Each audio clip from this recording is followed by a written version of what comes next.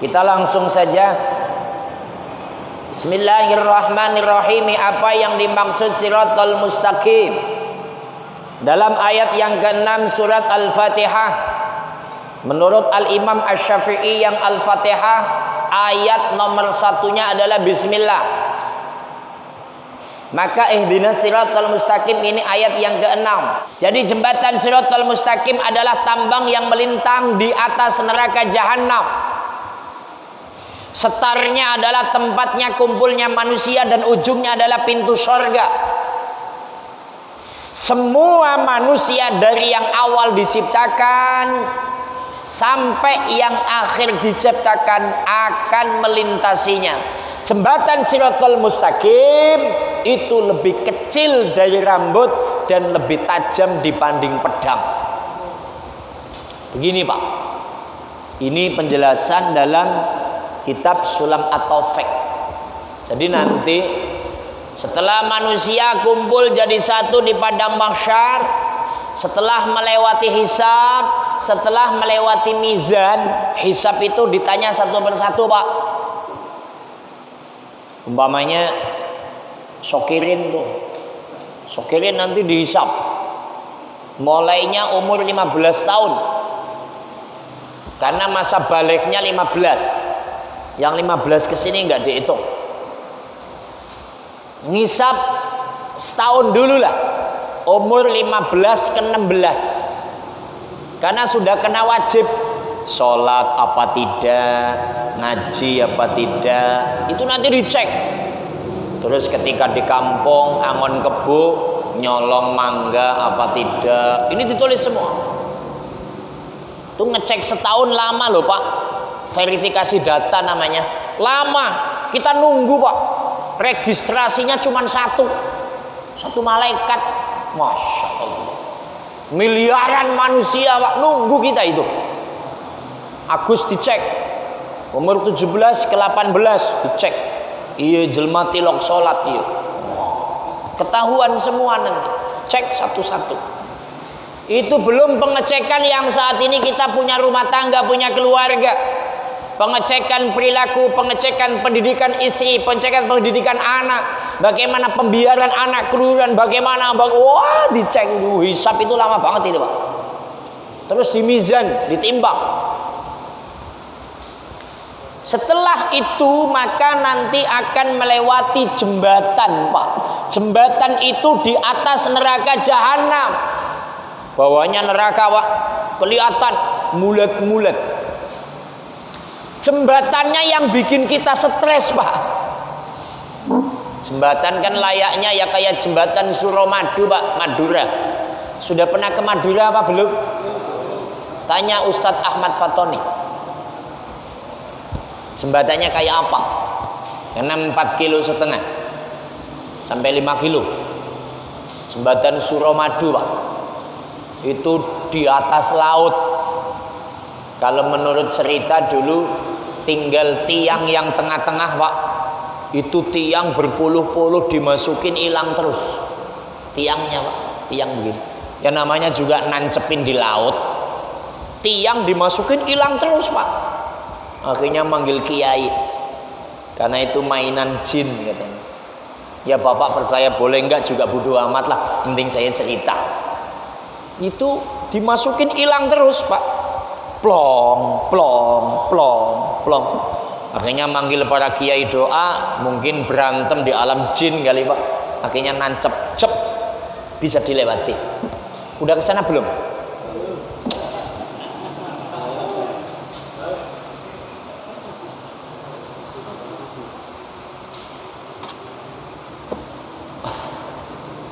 Padahal di dalam Al-Quran, awalam yasiru fil ard, apakah kamu belum jalan-jalan gitu Pak. Jalan-jalan itu yang perintah Gusti Allah Pak. Mbok yo jalan-jalan toh ke Jawa. Kalau ziarah jangan keliling Banten terus Agus. Orang Kulon ziarah di ke Jawa sana. Biar tahu Banten, biar tahu Banten. Madura. Di sana ada Syekh Khalil, gurunya Mbah Hasyim Asy'ari, yang pertama kali menyampaikan ilmu nahwu shorof pakai bahasa Jawa itu Mbah Khalil. Contoh begini, lafadz bismillahirrahmanirrahim, al-ba'u harfu jarin, ba'ipun wonten lafadz bismillah punika dipun wastani ba huruf jar. Lamun lafadz ismi bismi niku dipun jeraken kalih huruf ba, tanda jare niku kasroh. Dene lafadz ismi niku mudhof, lafdzul jalalah Allah punika mudhof ilaih dipun kasroh. Cuman pakai bahasa Sunda saya susah ngomongnya, maka sekarang pakai bahasa Sunda ada. Itu maksudnya. Itu yang pertama kali nyusun Syekh Khalil Madura. Belum kesana Pak Gus. Pasti alasannya nggak punya duit ya. Astagfirullahaladzim. Kasihan amat sih. Mudah-mudahan sampean punya duit Pak. Amin dong. Didoain punya duit kok kayaknya nggak percaya. Oke. Jembatannya ini nanti loh Pak. Ini kok pakai rambut. Bahkan lebih kecil, maka di Jawa ada sholawatan rambut dibelah jadi 7 Pak. Kecilnya kayak apa nggak kelihatan mata. Dan nanti jembatannya tajamnya melebihi pedang. Ketika kaki nginjek tak, kaki akan patah. Nggak akan selamat itu Pak. Nginjek tak patah, nungsep ke neraka jahanam. Sampai dasarnya dimakan anjing dan ular. Nggak selamat kita Pak. Ini rel pasti dan akan kita lewati, gitu bahasanya. Maka bagaimana supaya kita selamat? Di sini ada kalimat, idza kana yaumul qiyamati yu'ta qaumun fayakifuna 'ala sirati yabkuna fayuqal lahum jawizu 'ala sirat fayaquluna nakhafu minan nar fayaqulu jibrilun kaifa kuntum tamuruna 'ala al-bahri fayaquluna bisufni fayu'ta bimasajida kanu yusalluna fi kasufni fayarkabuna wa yamuruna 'ala sirat. Di bahasa Indonesianya aja Pak. Ketika hari kiamat ada sekelompok kaum yang diam dan menangis di pinggiran jembatan Shiratal Mustaqim. Jadi nanti begini Pak, ketika sudah dihisab, udah di mizan, ini sebelahnya jembatan Pak, kecil, nggak kelihatan, tapi ada api, mulet-mulet. Akhirnya kelompok ini takut, cuman diem Pak, diam sambil duduk, sambil nangis. Nangis semua di sini ya bekun. Enggak ada yang enggak nangis, semuanya nangis sambil jongkok. Nangis lah ya. Maka malaikat ngomong, "Hei kamu semua, jawizu 'ala sirat." Gerakan dia lempang, gitulah bahasanya. Gerakan dia lempang, buruan jalan. Kenapa pada diam? Kenapa pada nangis? Buruan jalan. Malaikat nanti kalau di sana Pak, semuanya keras. Ngalaiha malaikatun ghiladun syidadul la yansunallah. Malaikatnya keras, kejam, bengis. Pokoknya kasar Pak. Sambil bawa bodem ditabuk. Hei, buruan jalan. Ini jembatan harus dilewati. Buruan. Itu semuanya cuma nangis. Nakhafu minan nar. Aing sieun malaikat. Aing sieun jeung seneuh eta seneuh eta. Saya takut sama api malaikat. Saya takut melewati jembatan, pasti saya jatuh. Nangis, nangis, nangis. Ya karena sudah yakin kalau melewat jembatan mati Pak. Ujungnya nggak kelihatan. Terus ujungnya neraka juga nggak kelihatan, api semua. Nangis itu adanya malaikat apa? Adanya manusia. Maka malaikatnya tanya, malaikat Jibril, dulu kamu kalau melintasi laut memakai apa? Mereka menjawab dengan perahu, dengan kapal. Muslihin ini Pak, saya kalau ke Lampung naik kapal feri Pak. Kapal feri gede. Itu kalau otak saya yang bodoh ini kadang bingung Pak. Kapalnya nggak tenggelam, dimasukin truk 50 nggak tenggelam, dimasukin ratusan Avanza nggak tenggelam. Nggak masuk akal itu saya Pak. Nyebrang saya Pak dari Pelabuhan Merak ke Bakauni 2 jam. Kalau lancar 2 jam. Sudah pernah ke Lampung apa belum? La ilaha illallah.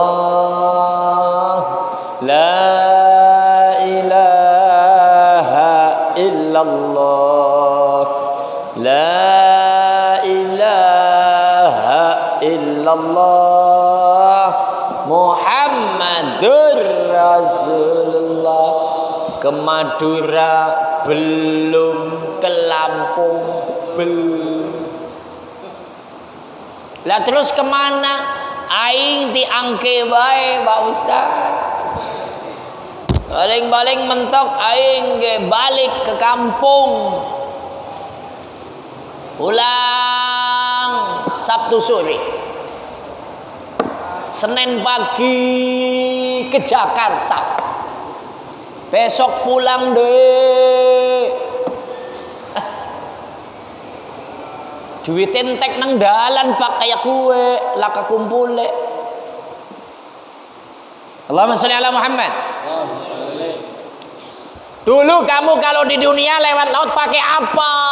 Oh malaikat, saya kalau nyebrang laut pakai perahu, pakai kapal. Ini kamu akan nyebrang ini. Iya Pak malaikat. Fayu'ta Jabrailu bimasajid. Fayati Jabrailu bimasajid. Malaikat Jibril tangannya begini. Cek. Blek. Di depannya kelihatan Masjid As-Sa'adah. Gitu loh Pak. Alladzi kan yusalluna fi. Yang memang orang-orang itu dulu sholatnya di As-Sa'adah. Makanya sekarang pahami Pak, supaya nanti nggak pangling. Tahu pangling? Pak Kamil, pahamin tiangnya ada berapa ini? Serius. Jadi nanti ketika masjidnya didatangkan, kita paham. Oh, itu masjid yang keren. Walaupun orang nggak pada jamaah, tiangnya pada jamaah. Luarnya juga dipahami Pak. Bagaimana ornamennya? Jumlah jendelanya berapa? Saya jadi ingat Kanjeng Nabi ketika Isra wal Mi'raj. Habis Isya berangkat, subuh pulang. Disampaikan kepada umatnya kala itu. Umatnya ada yang hafal banget Masjidil Aqsa Pak. Dihitung jumlah jendela. Maka umatnya tanya kepada Nabi apa pertanyaannya? Muhammad, secara akal nggak masuk akal kalau kamu habis Isya berangkat, pulang lagi ke sini dari Palestina, perjalanan pakai kuda aja butuh waktu 1 sampai 2 bulan Muhammad. Saya cuman mau tanya, eta jumlah jendela na masjid sabraha? Nabi ditanya jumlah jendelanya berapa Muhammad? Nabi ke situ kan nggak ngitung jendela. Ini yang tanya goblok juga Pak yang tanya ini Pak. Nabi kan cumpan mampir sholat, ngimamin para arwah Nabi dan Rasul, kemudian berangkat ke langit Sidratil Muntaha. Mana mungkin ngitungin jendela? Goblok gitu bahasanya lah ya. Tapi malaikat Jibril Pak mendatangkan laptop gaib. Riwayatnya begitu. Tenang Muhammad. Shh. Laptop kelihatan. Hitung Muhammad. Sekian. Betul Muhammad. Nabi tahu jumlah jendela. Makanya sekarang apalin. Bapak nggak usah capek-capek habis ngaji ngitung jendela. Itu dihitung beneran. Bapak nggak usah capek-capek ngitung tiang. Gitu langsung habis jamaah isya ngitung atu-atu yo. Iya. Kalimatnya jelas. Bi masajida kanu yusalluna fi, yang memang orang itu suka sholat di masjid itu.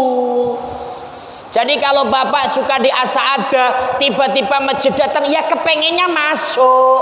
Wong kalau sudah ada adzan pengennya jamaah. Kalau ada pengumuman ngaji pengennya ngaji. Jadi ketika malaikat Jibril mendatangkan asa'adah, ya kepengennya masuk. Tapi bagi mereka, walaupun didatangkan melihat asa'adah, ada ngaji nggak datang, ada jamaah nggak datang, ya nggak kepengen masuk. Itu loh yang saya maksud, nggak harus menghitung, tapi masuk berjamaah, tapi masuk ngaji. Sekaligus apapun program dan pembiayaan yang ada di masjid itu ikut.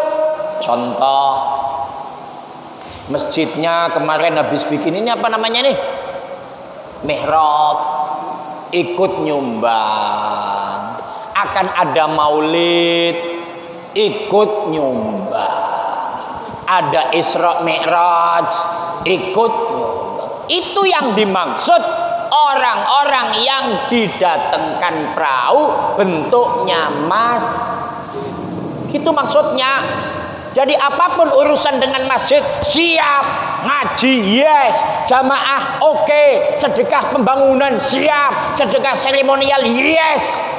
Itu yang akan ditolong. Ketika amaliyahnya itu nggak cukup, nyebrang jembatan Shiratal Mustaqim, maka ditolong perahu, ditolong kapal, yakni masjid yang suka didatangi. Sokirin tanya, Pak Ustadz, ya kadang-kadang saya jamaah di asa'adah, kadang-kadang saya jamaah di Sirojul Munir. Ini nanti saya ikut yang mana kalau datang semua?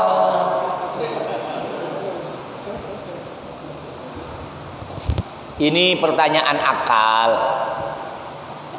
Malaikat juga nggak begitu kali. Malaikat Jibril, karena ngantri orang pada nangis. Didatangkan yang memang dekat rumah, atau yang memang orangnya selalu membantu kegiatan masjid itu. Kayak sampean Kang Agus itu musola apa namanya? Baitul Khair. Baitul Khair, sampean jamaah di situ, ngaji di situ, tinggal di situ, kegiatan ngikut. Ya mungkin Baitul Khair, tapi kan kecil, cepet ini. Yes, itu. Ini muatnya banyak. Gitu. Tapi bukan itu untuk bercanda. Yang aslinya maksudnya yusalluna fiha, ibadah di dalamnya. Baik yang ibadah sifatnya vertikal atau horizontal. Karena kalau kita melihat perjalanan syiar Islamnya Nabi, syiar tentang kepemerintahan Nabi, Nabi bisa jaya jadi presiden, jadi panglima, jadi nabi, jadi rasul, jadi dokter, jadi paus, segala macamnya. Itu muaranya di masjid. Maka Nabi sampai kota Madinah yang dibangun adalah Masjid Quba.